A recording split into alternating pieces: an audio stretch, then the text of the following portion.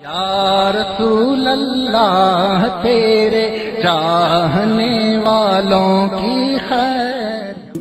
میں مسجد گمگول میں نے نماز پڑھائی، 2 صفحے تو تھیں جو مدرک تھے، 8 صفحے وہ ہیں جو مسبوق ہیں، لیکن انہوں نے شروع کر دینا ذکر بالجہر، وہ ڈسٹرب ہوں گے نہیں ہوں گے، لیکن مولوی نہیں بتا سکتا آپ کہ بھائی آہستہ پڑھو، کہ وہ کہیں گے لوگ میرا گلا پکڑیں گے، گلا اب تک ہو رہا تھا اب کہاں سے نہیں ہو رہا۔ اس کے نتیجے میں ہم دنیا میں امت سے الگ تھلگ ہیں۔ یا تو آپ یہ کہیں کہ بھئی اس ہمارے خطے کے لیے الگ نبی آیا تھا، اور اگر ہم اس نبی کے امتی ہیں جو عالمی سطح پر اہل سنہ والجماع کا ہم بھی ایک انٹیگرل پارٹ ہیں، تو پھر ہمیں یہ اب اس دور میں یہ چیزیں سوچنی چاہیے کہ ہم ہر جگہ الگ کیوں ہیں۔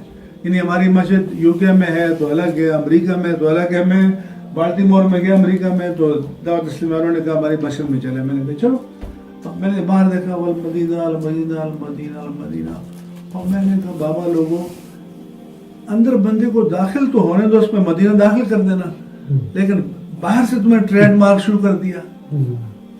اچھا اب یہ المدینہ دین تو حضور سے ہے نا، صحابہ کرام تابعین تبع تابعین، اس وقت یہ چیز کیوں نہیں تھی؟ تو عام لوگ جو ہیں ہمیں ایک اجتماعی تجدیدی تحریک کی ضرورت ہے کہ تاکہ ہم اس سے نکلیں۔ اس کے لیے جرأت کی ضرورت ہے نا بات کرنے کی، کہ بھئی یہ نماز کے بعد جو آپ بلند آواز سے پڑھتے ہیں ذرا اس کو آہستہ بھی کر لیں تو کوئی حرج نہیں ہوگا۔ کیا حرج ہے؟ لیکن اتنی جرأت کون کرے گا؟ اس میں علاوہ صاحب 2 طرح کے، ایک تو جیسے حضرت نے فرمایا تو میں تو کہتا ہوں، میں اس لیے ہر جگہ بیان کرتا ہوں چیزیں کہ کھڑے ہو جاؤ، آپ علماء کھڑے ہو جائیں تو آپ کے مقابلے میں کوئی نہیں ٹھہر سکتا، لیکن علماء جو ہیں وہ ڈگمگا رہے ہیں۔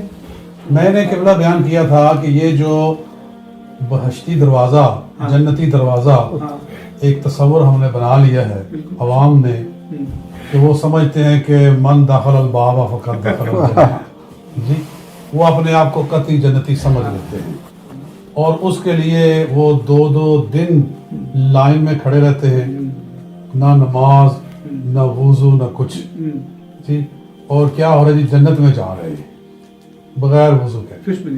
ابھی تو میں نے اس کا رد کیا، ٹھیک ٹھاک کیا، عوام میں کیا ہے، بتایا لوگوں کو کہ یہ غلط تصور ہے۔